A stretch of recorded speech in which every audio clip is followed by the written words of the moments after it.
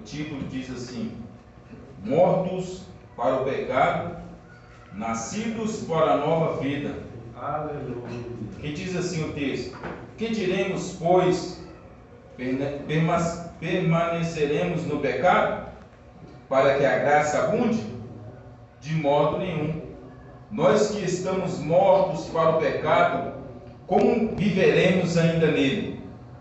Ou não sabeis que todos quantos fomos batizados em Jesus Cristo, fomos batizados na sua morte, de sorte que somos sepultados com ele pelo batismo na carne, para que, como Cristo ressuscitou dentre os mortos, pela glória do Pai, assim andemos também em novidade de vida.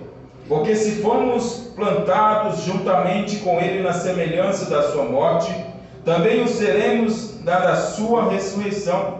Sabendo isto, que o nosso homem velho foi com ele crucificado, para que o corpo do pecado seja desfeito, para que não vivamos mais do pecado. Porque aquele que está morto está justificado do pecado. Ora, se já morremos com Cristo, cremos que também com ele viveremos. Sabendo que tendo sido Cristo ressuscitado dentre os mortos, já não morre. A morte não tem mais domínio sobre ele, pois quanto a ter morrido, de uma vez morreu para o pecado, mas quanto a viver, vive para Deus. Assim também vós consideravos como os mortos para o pecado, mas vivos para Deus em Cristo nosso Senhor Jesus. Não reine, portanto, o pecado em vosso corpo mortal, para lhe obedecerdes em suas concupiscências.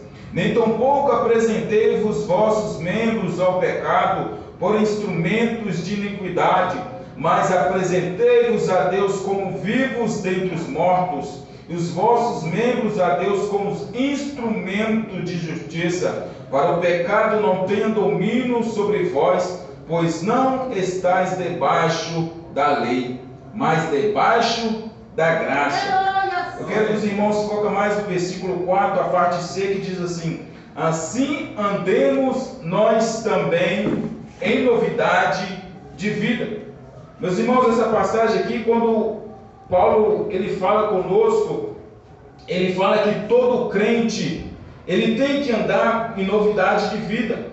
Muitas das vezes, meus irmãos, nós achamos que pecado é somente roubar, matar e destruir. Mas muitas das vezes, meus irmãos, tem pecado que nós achamos que não é pecado. Tem pecado que nós achamos falar, isso não tem nada a ver, isso, aquilo não tem nada a ver. Mas esse nada a ver, meus irmãos, que quando nós praticamos ele, é aquele que nos esfria espiritualmente com Deus. É aquele, meus irmãos, que não deixa nós ter vontade de orar. É aquele nada a ver que não deixa nós com vontade de jejuar, não deixa nós com vontade de poder fazer prática da palavra. Jesus Cristo fala em Mateus capítulo 10, versículo 37, que diz assim: Quem ama pai, mãe, mais do que a mim, não é digno de mim. E quem ama seu filho ou seu filho mais do que a mim, não é digno de mim. Quando Jesus Cristo fala daqui de pai, mãe, filho e filha, Jesus Cristo não somente fala dos familiares, não somente fala da família. Jesus Cristo fala também que tudo aquilo que nós colocamos na frente dele. Se nós, meus irmãos, deixamos de fazer uma leitura da Bíblia, orar ou até mesmo jejuar, para poder fazer prática ali de assistir uma televisão ou outra coisa semelhança a essa, nós estamos negando Jesus Cristo. Nós estamos deixando de fazer a vontade de Jesus Cristo. Jesus Cristo fala assim: e conhecereis a verdade, e a verdade vos libertará. Mas que verdade é essa? É Jesus Cristo. A verdade é a palavra. Se eu não faço prática da palavra, como que eu vou conhecer a verdade? Como que eu vou ter força para poder orar? Como que eu vou ter força para vir no culto? Como que eu vou ter força para fazer a vontade de Deus se eu não pratico a verdade? Amém? Agradeço a oportunidade em nome de